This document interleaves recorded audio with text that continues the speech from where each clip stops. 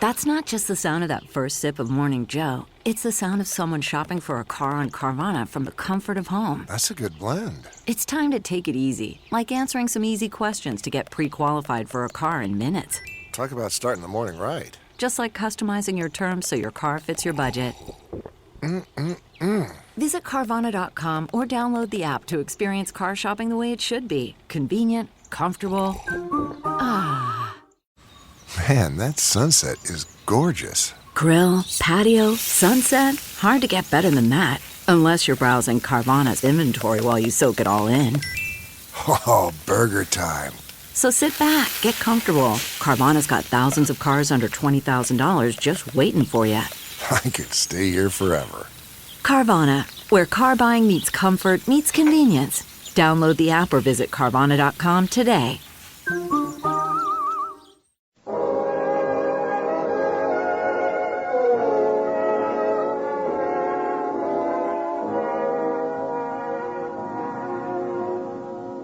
Broadway's My Beat, from Times Square to Columbus Circle, the gaudiest, the most violent, the lonesomest mile in the world.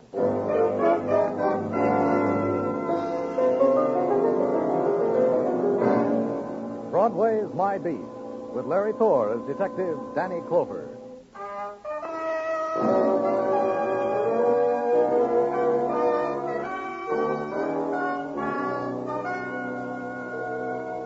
Broadway, where you walk through the October evening and hold close the things you want to save for memories.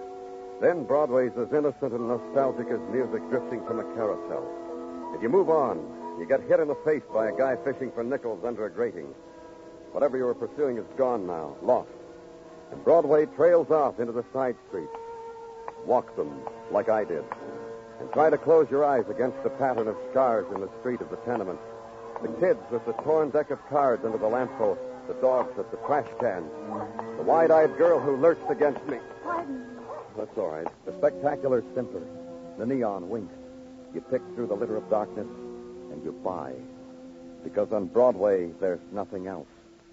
And at the edge of Broadway, about where it touches the morning, the night has been in partnership with death. Their place of business, the Krevlin Mortuaries. A man is polishing a brass sign on his marble facade. He moves to consider his work. You see that the sign reads, "Easy payments, inquire within." And within there's the scent of cut flowers and another man who leans against a marble pillar. His brow is lighted with a pink spotlight discreetly hidden in the foliage of a potted palm, and he inhales the faint music of an electric organ. He sees you, firmly detaches himself from his reverie, and attaches himself to you with a moist hand. In this hour of your grief, in this hour of your loneliness, we are here but to lead you through the maze. Someone called. They said that... Please, I understand. You have been recommended to us. You will not find us wanting. You didn't let me finish. They said a man was dead here. Naturally. We are dedicated They to... said he was murdered. Oh, that. Then you must be of the police. Welcome. Where is he? Just sitting there in the Queen Victoria Chapel with a knife in the back of his throat. The reason I noticed him is that he remained after the funeral services of Agnes Harper.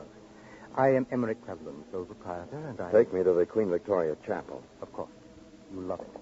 It is the chapel we reserve for ladies of lavender-like dignity, such as Miss Agnes Harper, deceased. It suits their essence. We are here. Observe. Who was he? I meant you to observe the Victorian elegance of this room, the exquisite Victorian vase in which are the ashes of Agnes Harper. This man, who was he? When the others filed out, this man remained, so I quickly took the liberty of removing whatever bits and pieces of identity he had on him. Give them to me. Here, take them. You would see all he adds up to, from his driver's license, etc., is someone called John Webster of 1976 Leyden Place, New Rochelle. I've been to New Rochelle. He came here alone? I couldn't possibly know. I was so engrossed arranging things, I couldn't possibly know. The others who attended the services, would you know that? Of course I would. I have each guest sign our guest book as they enter. It's one of our more delicately thoughtful services. It also supplies us with a gratuitous mailing list. We must be on our toes in this profession. Here. This page, all these were guests? All of them. Quite a catch, wouldn't you say? I'll take it. Please. How dare you tear the page from the book? Those people were about to receive our most recent literature on this. I've deprived them of it. Can you ever forgive me, Mr. Krevlin? There wasn't much more after that. The boys from Technical came, and Mr. Crevelin watched their manner of considering death with professional jealousy. Mr. Crevelin took it out on me. He measured me with his eyes, handed me a brochure, and smiled sadly. I left. I called headquarters and told them to find out what they could on a man named John Webster. Then the consideration of the page torn out of the guest book, the names written down by people to furnish proof positive that they had come only to witness the funeral, not to contribute themselves to it. First name, Ethel Harper, family, it said. Address, Summerfield Apartments on Madison Avenue. Go there. Ride up to the 7th floor on a noiseless elevator. Walk down the carpeted hallway. Rap on the panel door.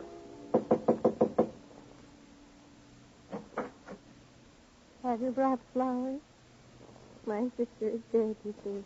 People have been bringing flowers. I'm from the police. My name is Danny Clover. And I've been telling them to deliver the flowers to the mortuary. May I come in? Come in. Yes, I'm from the police. I've never talked to a policeman before. Isn't that strange? As soon as you said you were a policeman, I remembered that. Never in my whole life have I done what I'm doing now. Yes, please, come in. It's about a man named John Webster. In the kitchen, dear. I'll show you. In here. My sister loves this kitchen so much. Here. Right from this window. What? My sister jumps right from this window. Everybody who comes here wants to see what window Agnes jumped from. Your sister was a suicide? Don't say that about her. My sister was really not to live. I see. Now, perhaps you can tell me about a man named John Webster. My sister was a woman who loved a man. She died for it. That's a woman's right. What man? My sister loved Thomas Perry. Truly loved him. Thomas Perry? You know him? No, but... Agnes knew him. She loved him. She was a child about love. The way a woman should be. What about a man named John Webster? John Webster. Oh, of course. Of course what? You have the wrong address. I never heard of a man by that name. But she had heard of a man named Thomas Perry. A man her sister truly loved, she'd said. A man her sister had died for. Also a man whose name was on the funeral list. Address West 51st, a brownstone building converted to offices. A staircase with Chip's white enamel signs on each stair asking Chip personal questions. Lonely, the stair questions. Friendless, the next asked. In search of true happiness, probed the next. And at the landing, the answer to all the questions. Consult Thomas Perry. Please follow arrow. The arrow leads you into a dismal room hung with Japanese lanterns and twisted crepe, arrayed with a three-piece orchestra in shirt sleeves, plotted with somber couples dancing to its respectable rhythms. You tap a dancer on the shoulder and ask for Thomas Perry. She giggles and points him out. He's the man on the platform presiding over it all. I saw you ask Mrs. Gilbert to point me out. You don't need to ask permission. Just find a partner and join the fun. You're Thomas Perry? You already know that, and you? Danny Clover, police. Well, I wouldn't think you fellows ever got in this condition. I want to talk to you. Talk?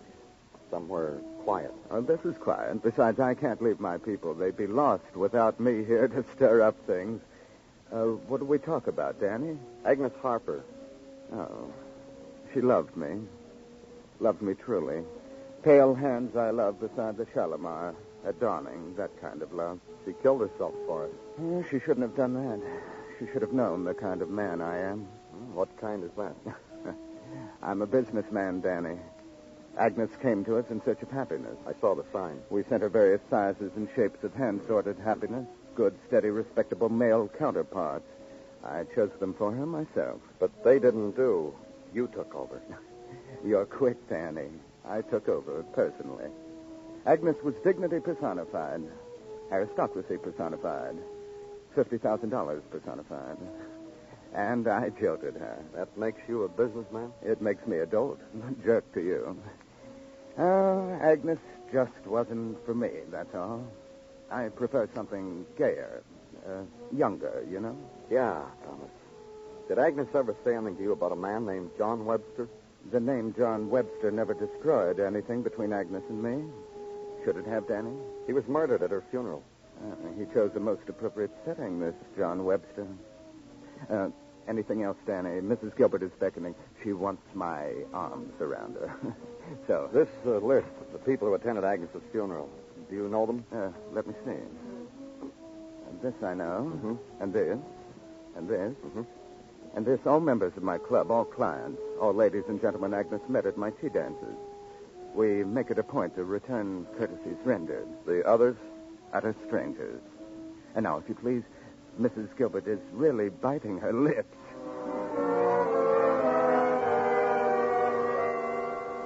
Back to routine. Stop at headquarters and find out that the background of John Webster was still being checked. Leave with Detective Muggavan the names of the members of the Lonely Hearts Club who had attended the funeral. Then more legwork with the rest of the list. And another name, Rose Livingston, West 58th Street. And Mrs. Livingston is happy you dropped in. Yes, I like a man in my parlor, Miss Clover. I'm glad. A man in my parlor with a teacup on his knees. It's a picture for an artist, in my opinion. Now we can talk about the funeral, huh, Miss Livingston? Yes, it started when Mr. Livingston passed on. What started when Mr. Livingston passed The on? bug bit me. Huh? I was sitting there at the services, and suddenly I said to myself, my, how nice. How restful. And I've been doing it ever since. Mrs. Livingston. Every morning I read the obituary. Pick out the nicest one, in my opinion. Now go.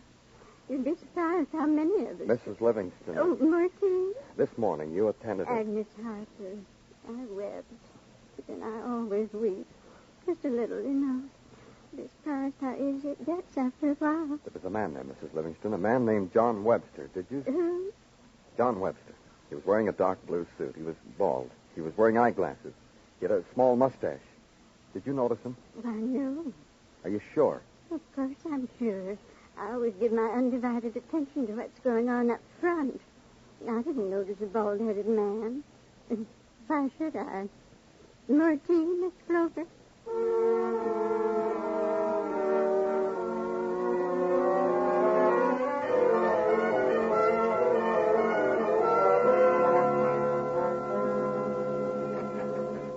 Hi-yo, Danny. Oh, hello, Gino. Come on in. Thanks.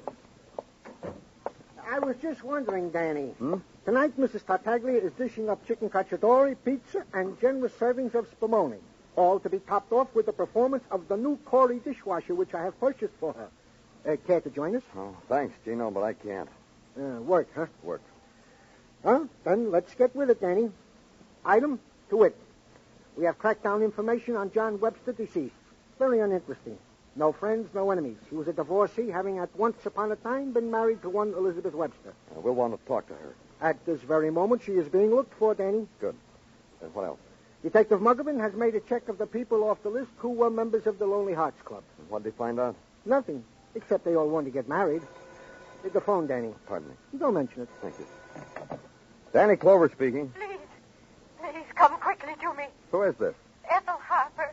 You know my sister is dead. I don't want to be dead. Please. What's the matter with you? There's a man.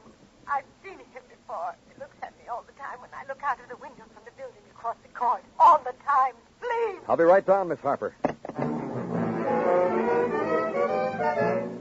It took 10 minutes to get there. On the way, the thought that intruded. Miss Harper was imagining things. The man she saw was part of the hysteria of a mind that somehow I felt was no stranger to hysteria. And up the elevator, down the hall. Miss Harper! Miss Harper! It's Danny Clover. Miss Harper! The door was open. I went in. Living room empty. Bedroom empty. Kitchen not empty. Miss Harper was there. Miss Harper with a rope around her throat. Miss Harper strung from a ceiling light fixture. And beneath her, space. The fluorescence of the light gleamed on a knife blade on the tabletop. I picked it up, grabbed the kitchen stool, and stood on it, and cut Miss Harper down. She was breathing fitfully, as if life, then death, held her close for a brief second, then deferred to the other. Then color returned, and her eyes came alive. And they flitted over my face, not understanding, begging, bewildered. All at once, understanding. He tried to kill me. He hung me. He tried to kill me.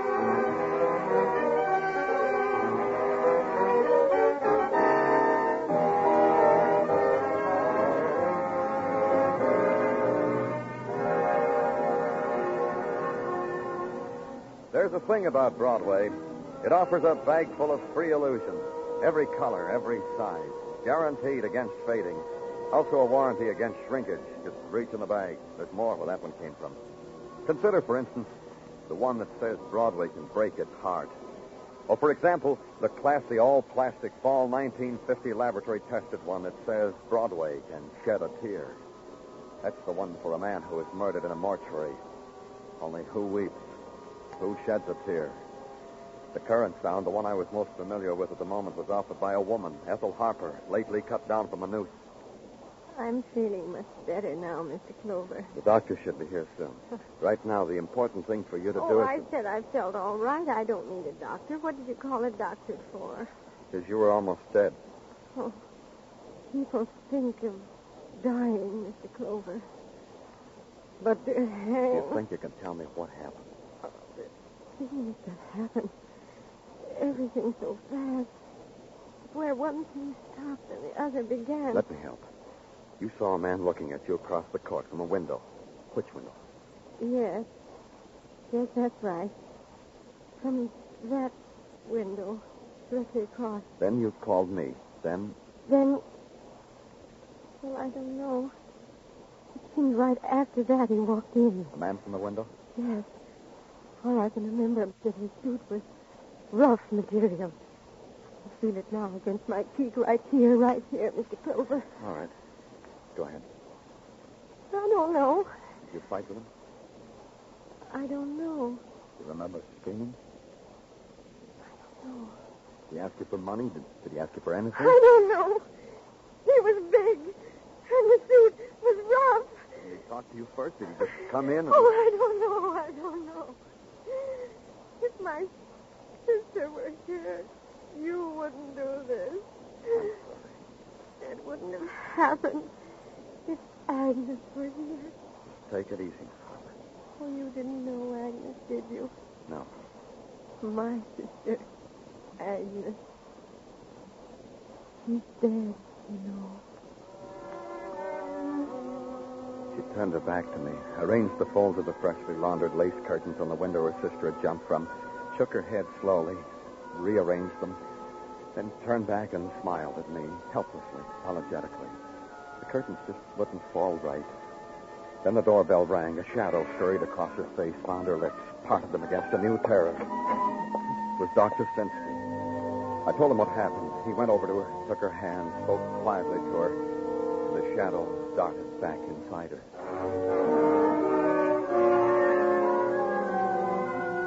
There were things to check. The apartment across the court, for instance, from which the man had watched her. The apartment was empty, hadn't been occupied for a week. Its door opened so that people could wander in, look at it, stare through its windows. And then back to headquarters, and Detective Muggerman handing me a slip of paper. On it, the address of Elizabeth Webster, divorced wife of the murdered man. I went there. She thought I should have come at another time. You see, you shouldn't just burst in on a girl like this. Not even if you are from the police. A girl must have time to prepare herself, to make herself presentable, attractive. I just want to talk to you about your husband, Miss Webster. My late husband. My divorced husband. He was murdered. Good for him. Now, if you'll just sit over there and watch me freshen up my face, I'll tell you anything you want to know. All you have to do is be sweet about it. When were you divorced? On October 17th at 1:35 in the p.m. in the year of our Lord, 1941. 9 years ago. 9 years without John. I'm just lucky, I guess. Watch me, Mr. Clover. I always start my makeup from the mouth. Why? Because it makes me more attractive. More, to boys like you. I meant, why did you divorce him? Oh, well, that's so bad. Look what you made me do. You made me smear my lipstick. You haven't answered me. You want to know why? Because he never loved me. Because even on our honeymoon, I woke up one night and I found him looking at me and calling me Agnes. Agnes. I slapped him hard, you bet. Good and hard. He never thought of me as Agnes again. Not to my face, you bet. Agnes Harper? Agnes Harper. John's other girlfriend. John's other wife. Except he never married her. He married me. Look what it's got. When did you see him last? October 17, 1:35 in the p.m., the year of our Lord, 1941, the day we were divorced. Goodbye, Mr. Clover.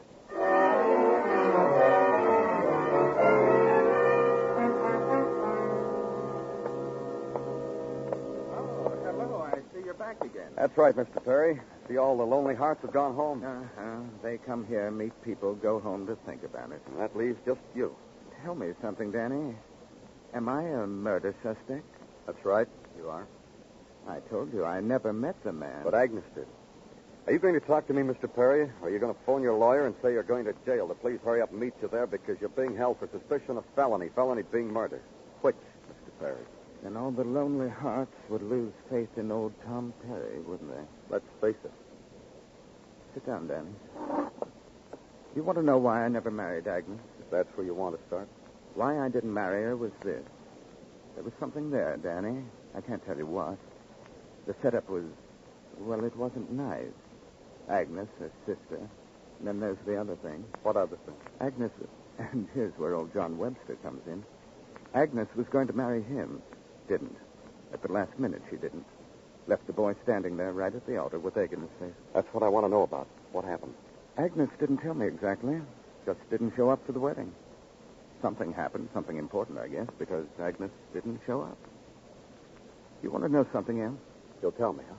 When Agnes and I were going to get married, well, I have a friend that does weddings at a pretty nice rate for friends, but Agnes wanted to use the same justice of peace. Who? Name's Harrison Ingersoll. Anything there, Danny? I wouldn't know. But I'll find out. Thanks, old Tom.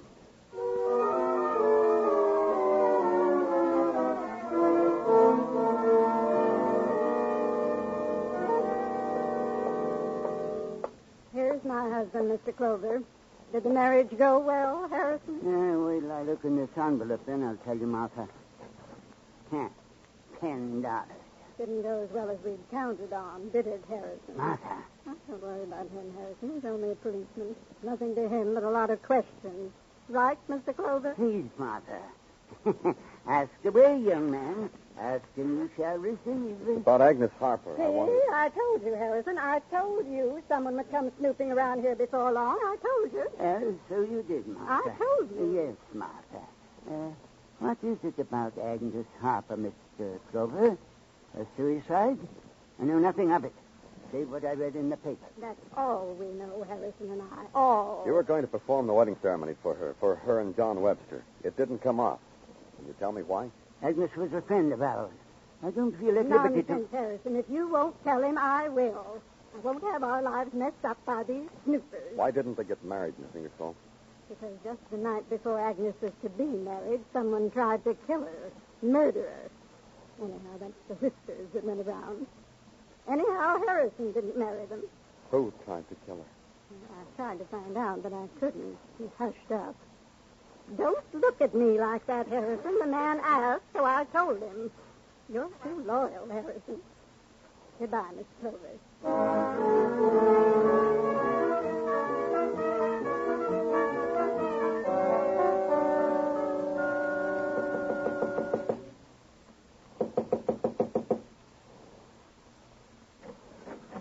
Oh, hello, Mr. Clover. I'm glad you came back. I knew you'd want to know I was feeling just fine. Please come in. Thanks. Yes, Dr. Stacy is a very gentle man. Yes, yes. It's a lovely Indian summer night. Come out on the terrace and look at it with me. All right. Oh, my. It's beautiful, isn't it? Agnes would have enjoyed a night like this. Yes. Yes, she would. How would you know? From what you've told me about her, from what other people have told me. What other people? Thomas Perry. What did he tell you? He said he didn't marry your sister because he was afraid. Afraid? What did he have to be afraid of? I don't know. What does he know about being afraid? But you know, don't you, Miss Harper? What? Tell me, who tried to kill your sister the night before she was to marry John Webster? You said I knew about being afraid. You are right now, this minute. Because your sister is gone from you forever. Agnes is dead, you know. My sister is dead. Finally succeeded in killing her, didn't you? I do very well without her. I can do things for myself. When she was going to marry John Webster, you tried to kill her, but... No, it was someone else. It was you, Miss Harper. Well, what difference does it make? She didn't hurt herself. Besides, she didn't want John Webster anyhow. She told me so. The whole day of the wedding, we sat together, and she told me over and over again how wrong she'd been. It was different with Thomas Perry. This time she knew she wasn't wrong, so you killed her, pushed her out of the kitchen window. Watched her fall. Watched her fall. Now you're alone. Even if she wasn't going to marry Tom Perry, she was going to leave me. She told me that, too. Stabbed John Webster because he knew you'd killed your sister. He knew you'd tried to do it once before. You didn't think I could do things like that, did you? None of you know the things I can do. Weren't you afraid when you hung yourself? Afraid I might come too late? I'm clever. I waited till you knocked on the door. The things you people don't know. You'll need a coat, Miss Harper. That's good. No. The things you people don't know, I'm going to watch you fall. Watch you fall! She lunged at me, threw the weight of the frail body against me. Her face leaned close to mine, and the sound she made. I took her arms, held them close to her side, and watched her. And the sanity fled from her, and it melted into the darkness of the night.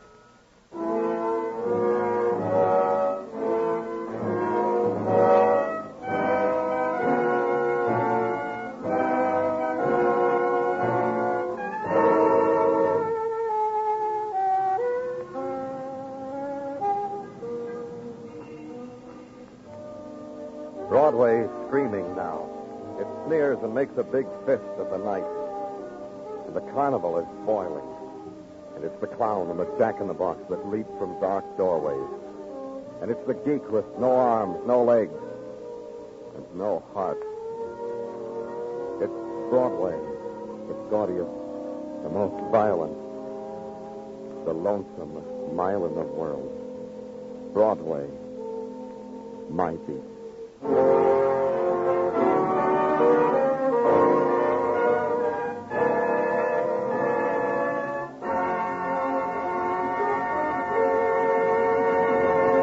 Broadway Is My Beat stars Larry Thor as Detective Danny Clover with Charles Calvert as Tartaglia. The program was produced and directed by Elliott Lewis. The musical score composed and conducted by Alexander Courage. Included in tonight's cast were Jeanette Nolan, Peggy Weber, Marjorie Bennett, Francis X. Bushman, Ted Osborne, and Stan Waxman. The comfort of your favorite seat is now your comfy car-selling command center, thanks to Carvana. It doesn't get any better than this. Your favorite seat's the best spot in the house. Make it even better by entering your license plate or VIN and getting a real offer in minutes. There really is no place like home. And speaking of home, Carvana will pick up your car from yours after you finalize your offer. Visit Carvana.com or download the app and sell your car from your comfy place. The comfort of your favorite seat is now your comfy car-selling command center, thanks to Carvana. It doesn't get any better than this. Your favorite seat's the best spot in the house. Make it even better by entering your license plate or VIN and getting a real offer in minutes. There really is no place like home. And speaking of home, Carvana will pick up your car from yours after you finalize your offer. Visit Carvana.com or download the app and sell your car from your comfy place.